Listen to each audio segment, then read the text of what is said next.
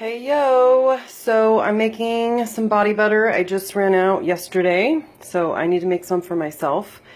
And the body butter and the face cream that I've made a video about previously have the same base, but they have different essential oils in them. I use the more expensive essential oils that are amazing for skin, for healthy skin in the face cream.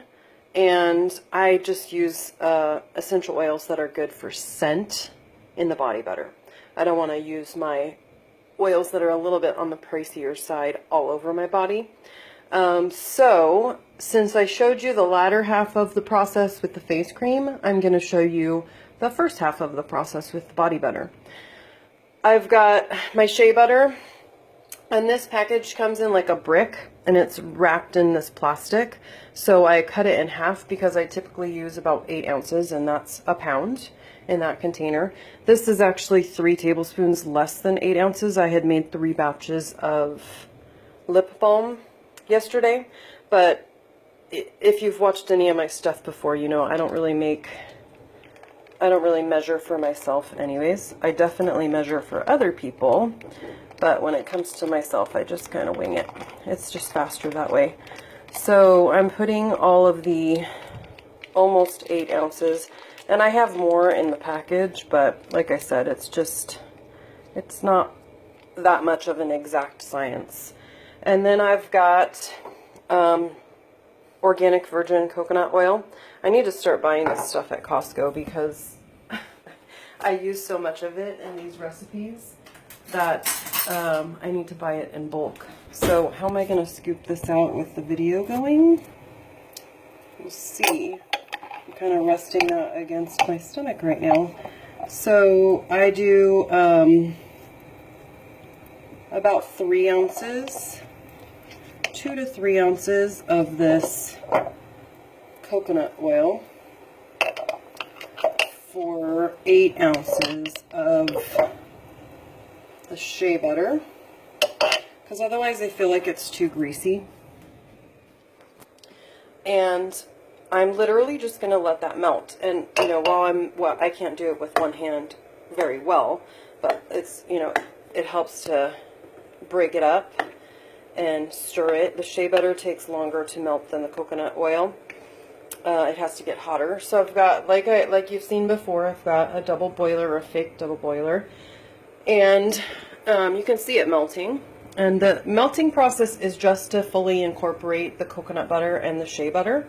And some people don't want to melt their shea butter, but I've looked into it, and it doesn't harm the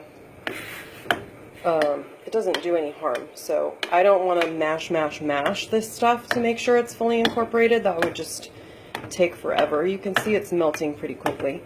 So the rest of the process, once it cools down a little bit, I'll add some vitamin E oil, about a teaspoon, and then put it in the fridge. And it takes about an hour to get to the right consistency. And in my video on Facebook, if you're watching this on YouTube, I don't have the pictures on YouTube, obviously, but in my video on Facebook, I posted some pictures in the comments of, like, how it, excuse me, how it looks when it's just a little bit too runny, still not firm enough, and how it looks right before I whip it. And then, so it sits in the fridge for an hour-ish, and you kind of have to babysit it. I mean, obviously you can do other things. I'll be doing laundry. Oh, the glamour. And then once it's the right consistency, you just whip it. Like, literally whip the crap out of it for 5 minutes, and it fluffs it up, and it gets air in there, and it makes it such a nice texture to rub on your skin. I think the texture is a huge part of the reason that so many people love this stuff. And once it's fully cool is when you add the essential oils as well. Sometimes I don't even add essential oils to the body butter. The shea butter has a pretty strong scent, and I actually like the scent of it, and it's slightly overwhelming to the scent of the essential oils. So I don't really want to waste my essential oils if they're not for skin support. and I'm not getting a lot of the scent. So generally with the body butter, I don't use essential oils. And then as it's getting nice, close to a nice fluffy texture with the whipping, usually I add arrowroot powder, but I ran out and didn't order any, so I have cornstarch, which it's a similar, has similar properties. I add cornstarch to the body butter. I don't add that to the face cream. I want the body butter to absorb a little more quickly. I don't want it to feel greasy when you put it on. So I start with, I've actually never measured exactly how much of the cornstarch or arrowroot powder I use, but I start with about a tablespoon, and I whip it, and then I rub it on my hand or arm and decide if I like the glisteniness of it. I think I just made up a word. And then I add more cornstarch if it's too glistening, and I don't add more cornstarch when it's right. So this this recipe will make, this is a pickle jar. This is a little bit bigger size than the jar I usually use, but I usually end up, in fact, this jar is exactly the jar I use. Once I'm done with this, I just peel the label off.